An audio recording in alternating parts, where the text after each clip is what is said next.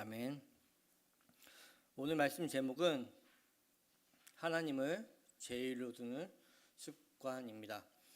최모스 목사님은 하나님을 고려하지 않는 계획과 악한 것을 고려하는 계획, 염려스러운 일을 고려하는 계획을 세우지 말라는 말씀으로 하나님을 제일로 두는 습관을 설명하고 있습니다. 그러면 하나님을 고려하지 않는 계획은 무엇일까요? 염려스러운 일을 고려하는 계획이란 무엇일까요? 그것은 사람에게 집중하는 계획입니다. 자기 자신에게 집중하는 계획이죠. 하나님을 고려하지 않는 계획은 상황, 환경, 세상의 전제, 기준을 가지고 계획을 세웠다라는 말입니다. 우리는 이 땅에 살면서 하나님이 아닌 사람에게 집중할 때가 너무나 많습니다. 자기 자신에게 집중하곤 합니다. 상황과 환경에 매이곤 합니다. 다시 말씀드리면 하나님을 바라보지 못하고 상황과 환경을 바라보며 세상의 전제 아래 세상의 기준과 가치를 가지고 계획을 세울 때가 너무나 많다는 것이죠. 그 증거 중 하나가 우리의 삶에는 염려가 너무나 많다라는 것입니다. 마태복음 6장 25절 다 같이 찾아서 읽도록 하겠습니다. 마태복음 6장 25절입니다. 마태복음 6장 25절 찾으셨으면 합독하시겠습니다. 시작. 그러므로 내가 너희에게 이르노니 목숨을 위하여 무엇을 먹을까 무엇을 마실까 몸을 위하여 무엇을 입을까 염려하지 말라. 목숨이 음식보다 중하지 아니하면 몸이 의복보다 중하지 아니하냐. 아멘. 주님은 분명 염려하지 말라고 말씀하십니다. 그렇기에 분명 우리가 염려하고 있다라는 것은 주님의 말씀을 제대로 듣지 못한 것이며 하나님을 온전히 바라보지 못하고 있다는 증거가 될 것입니다. 그렇게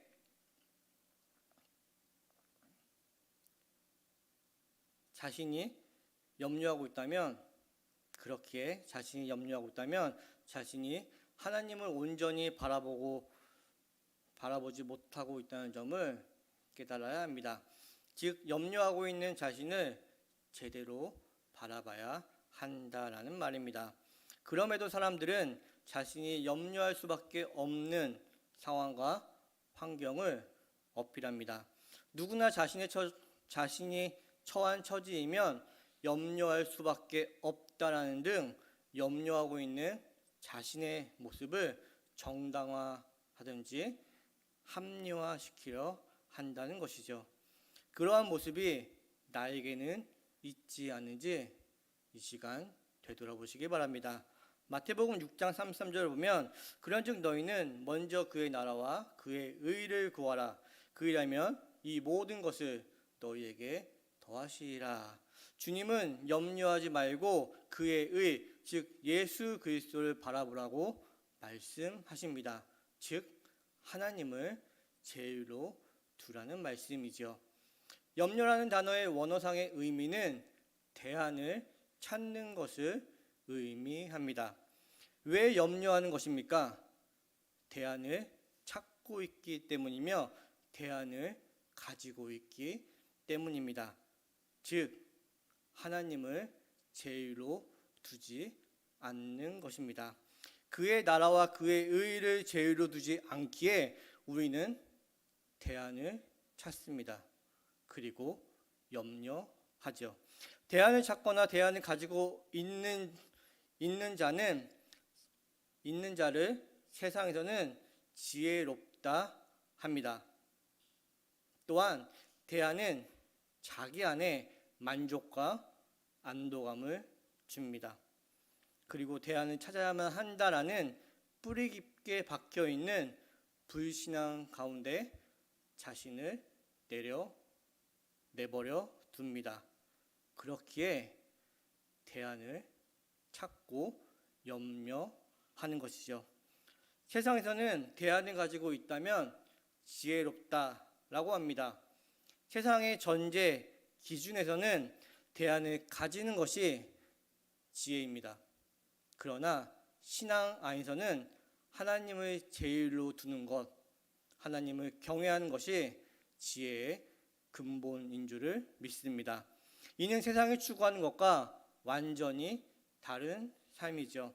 우리 구원받은 그리스도인들은 세상과 구별된 완전히 다른 삶이 허락된 자들임을 믿습니다. 성도인들의 삶이 세상과 구별되는 하나님을 제일로 두는 하나님을 경외한 자의 삶을 살아가시며 누리시길 바랍니다. 마태복음 6장 25절은 그러므로라고 말씀하며 결론적인 말씀입니다. 결론전에 주님은 두 마음을 품는 것에 대해 말씀합니다. 6장 24절을 다 같이 읽도록 하겠습니다. 마태복음 6장 24절입니다. 시작. 한 사람이 두 주인을 섬기지 못할 것이니 혹 이를 미워하고 저를 사랑하거나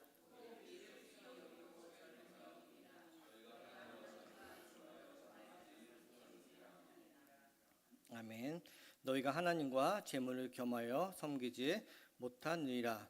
두 마음을 품는 것은 하나님을 고려하지 않는 계획, 즉 사람에게 집중하는 계획이며 이것은 하나님을 제일로 두지 않는 것입니다. 이스라엘 민족의 역사를 보면 하나님은 그들이 우상을 섬겼으며 하나님을 섬기지 않았다라고 말합니다. 그러나 이스라엘은 항상 하나님을 섬겼다라고 말합니다. 그들은 무엇을 놓쳤던 것일까요? 그들은 하나님도 섬기고 다른 신, 다른 것 등을 따랐습니다. 그들은 그들만의 대안을 가지고 살았던 것이죠. 대안을 가지고 살아가는 그들에게 하나님은 우상 숭배했다고 말씀하며 너희는 나를 섬기지 않았다라고 말씀하고 있는 것입니다. 이것이 이스라엘만의 문제겠습니까? 우리의 모습은 어떻습니까?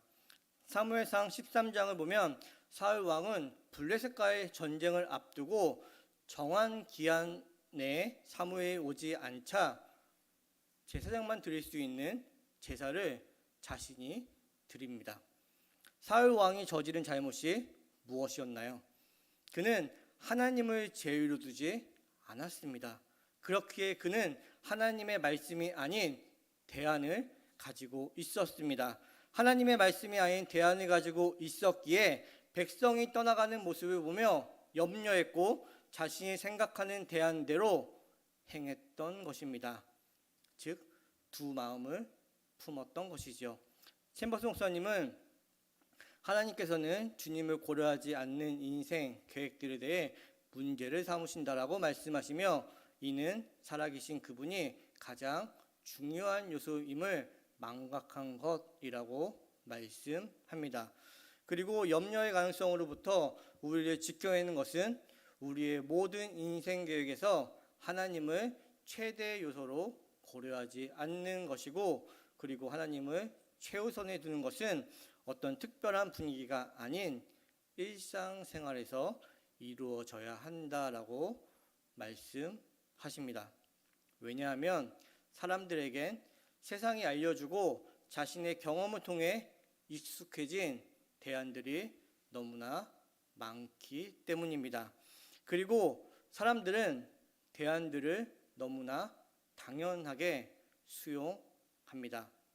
그렇기에 일상 가운데 점검해야 하며 일상생활 가운데 하나님을 최우선으로 두는 것이 이루어져야만 하는 것입니다. 오늘 말씀 제목은 하나님을 제일로 두는 습관입니다. 하나님을 제일로 둔다, 하나님을 고려하는 계획이다라는 말은 하나님을 전부라는 말입니다. 하나님이 전부라는 말이 하나님을 제일로 둔다라는 것의 의미입니다. 제일, 첫 번째라는 말은 하나님을 첫 번째에 두고 무언가를 두 번째, 세 번째에 두어도 된다는 말은 당연히 아닙니다. 성경에서 첫 번째, 첫 것, 제1이라는 말은 전부를 뜻합니다. 다시 말씀드리면 첫 것을 드린다는 말, 10분의 1을 드린다는 말은 나의 전부가 하나님의 것임을 고백하는 신앙 고백인 거죠. 즉 하나님을 제1로 둔다라는 말은 하나님의 말씀을 전부로 여기는 신앙 가운데 우리가 나아가야 함을 의미합니다. 그러나 우리는 종종 두 마음을 품습니다. 즉 하나님 외에 대안을 찾고 대안을 가진다라는 말씀입니다. 마태복음 5장 8절에서 주님은 마음이 청결한 자는 복이 있나니 그들이 하나님을 볼 것이며 라고 말씀합니다. 청결한 자는 어떤 사람입니까? 하나님과 자신 사이에 아무것도 없는 자, 그런 자가 청결한 자입니다. 즉 두 마음을 품지 않는 것, 하나님 외에는 대안을 가지지 않는 자, 그런 자가 청결한 자입니다. 청결한 자는 하나님을 볼 것이라고 주님은 말씀하셨습니다. 하나님을 자신의 삶의 전부가 아닌 일부라고 여기고 하나님의 계획과 자신의 계획을 동시에 가지려 한다면 그는 두 마음을 품는 것이고 그러한 자는 하나님을 보지 못하고 하나님 나라를 경험하지 못하게 된다라는 말씀이기도 합니다. 즉 그러한 자의 삶에는 하나님의 자녀로서 마땅히 누려야 하는 하나님 나라의 삶을 누릴 수가 없게 되는 것이죠. 이 땅에서 하나님 나라의 원리를 배우지 못하게 되는 안타까운 현실에 처하게 되는 것입니다. 다시 말씀드리면 교회는 다니는데 하나님을 알지 못합니다. 삶이 세상과 구별되어 있지 않습니다. 그러나 그러한 안타까운 삶을 살아갈 수도 있다라는 주님의 경고의 말씀이 청결한 자는 복이 있나니 그들이 하나님을 볼 것이며 아멘 일 것입니다. 그리고 이것이 두 번째 악한 것을 고려하는 계획입니다. 우리가 하나님을 제일로 두지 않으면 우리는 하나님을 멀리하게 되고 이 상태로 계획을 세우면 그 후 모든 생각과 가정이 악 위에 서게 됩니다. 악 위에 서게 되면 하나님 자녀로서 마땅히 누려야 할 하나님 나라 백성의 삶을 누리지 못하게 됩니다. 이는 하나님 나라의 원리를 배우지 못하게 되는 것이며 이는 하나님을 알아가지 못하고 세상과 구별되지 않고 살아가게 되는 것으로 이어지는 것이죠. 그리스도인들에게 우리들에게 이보다 더 악한 일이 어디 있겠습니까? 그렇게 악한 일이란 도덕, 윤리적인 어떤 행위에 국한되지 않습니다. 그보다 더 근본적이고 중요하게 생각해야만 하는 것은 악이란 하나님과 멀리하는 것입니다. 즉 그리스도인임에도 하나님을 알아가지 못하는 것, 하나님 나라의 백성임에도 하나님 나라의 삶을 누리지 못하는 것, 이것이 악이라는 말씀이죠. 말씀을 마치겠습니다. 오늘 말씀 제목은 하나님을 제1로 두는 습관입니다. 오늘 묵상에서 계획이라는 단어가 계속해서 나옵니다. 계획은 calculate라는 계산하다라는 단어로 쓰여 있습니다. 즉 우리는 하나님을 배제하고 계산하면 안 됩니다. 악한 것을 고려하는 계산을 하면 안 되고 염려스러운 일을 고려한 계산을 하면 안 됩니다. 그러나 안타깝게도 끊임없이 자신의 상황 가운데 자신의 가치와 기준에 따라 이해 득실을 따지며 계산하곤 합니다. 하나님을 제1로 두시기 바랍니다. 하나님을 전부로 시인하고 고백하셔야 합니다. 두 마음을 품고 대안을 가지고 염려 가운데 살아가시지 마시길 바랍니다. 다시 말씀드리면 사람에게, 자신에게, 세상이 아닌 하나님을 바라보며 하나님께 집중하며 사셔야 합니다. 오늘 하루도 살아가시는데 성도님들의 삶을 돌아보시길 바랍니다. 오늘 하루 성도님들의 삶이 하나님을 제1로 두는 삶, 하나님이 전부임을 시인하며 고백하며 나아가는 삶이 되시길 바랍니다. 그로 인해 오늘 하루 그리고 여러분들의 삶이 하나님을 알아가고 하나님의 원리, 하나님 나라의 원리를 배우며 이 땅에서 하나님 나라 백성의 삶을 누리는 귀한 그리스도인 되시길 주님의 이름으로 축복합니다. 하나님 아버지 감사합니다. 예배로 하나님께 영광 드리며 말씀을 선포하게 하심을 감사합니다.